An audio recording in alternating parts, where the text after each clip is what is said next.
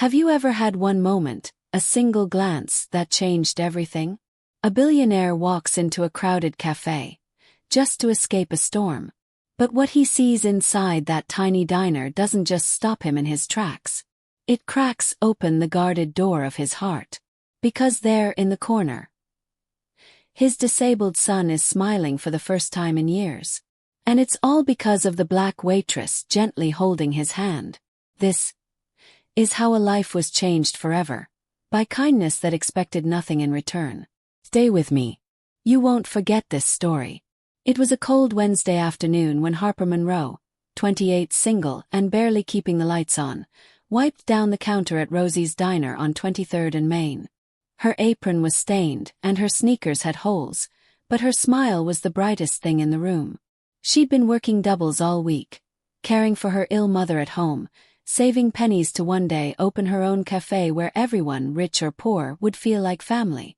Across town, billionaire tech mogul Jonathan Barrington stepped out of a sleek black Escalade, tugging his collar up against the wind.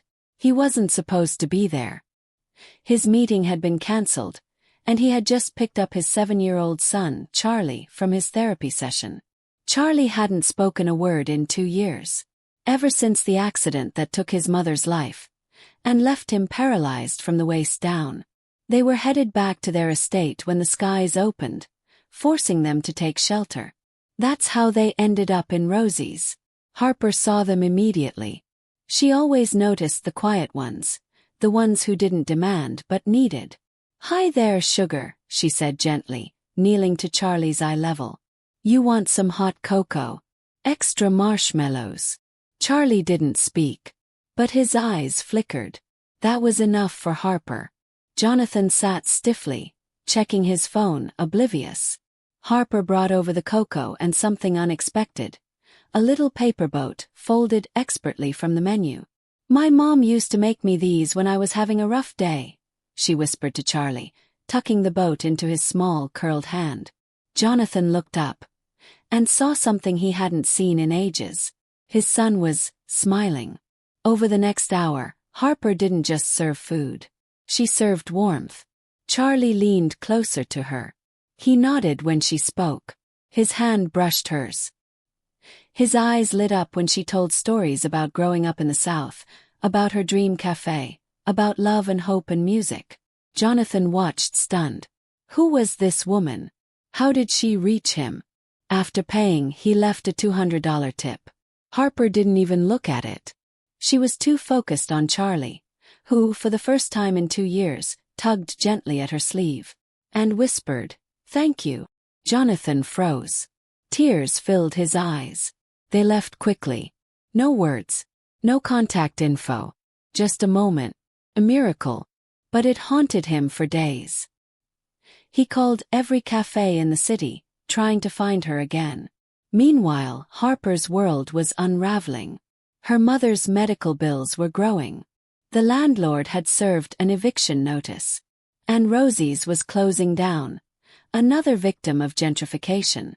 She spent her nights holding her mother's hand, and her mornings hunting for jobs, always carrying her dream cafe menu folded in her back pocket.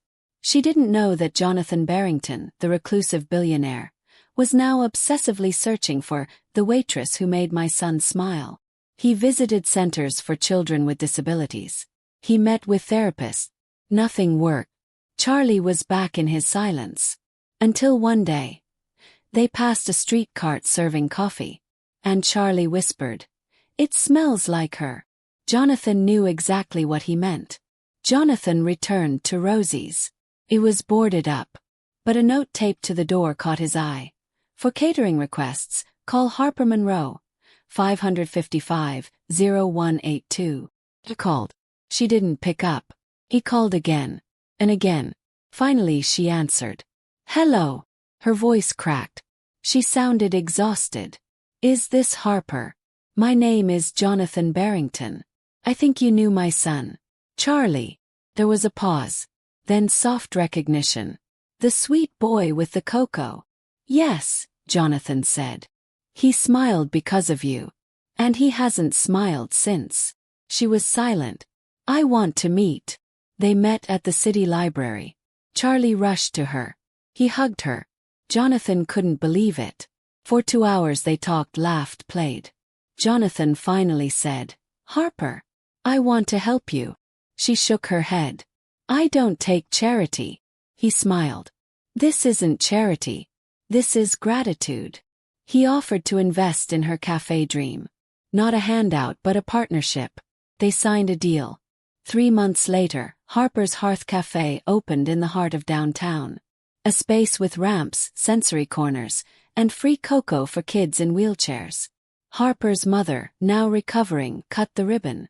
Charlie was the first customer. The cafe became a safe haven. For those overlooked. For those hurting.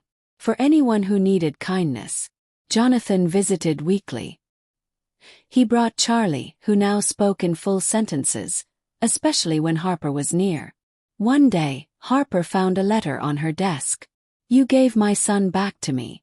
And I will spend the rest of my life making sure your light never fades." Jonathan. Months passed. Harper became a beacon in the community.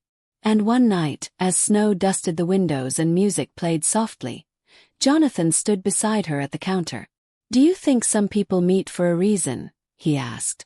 She smiled, eyes glistening. "I think kindness always knows where it's needed most." So, what if Harper had looked away?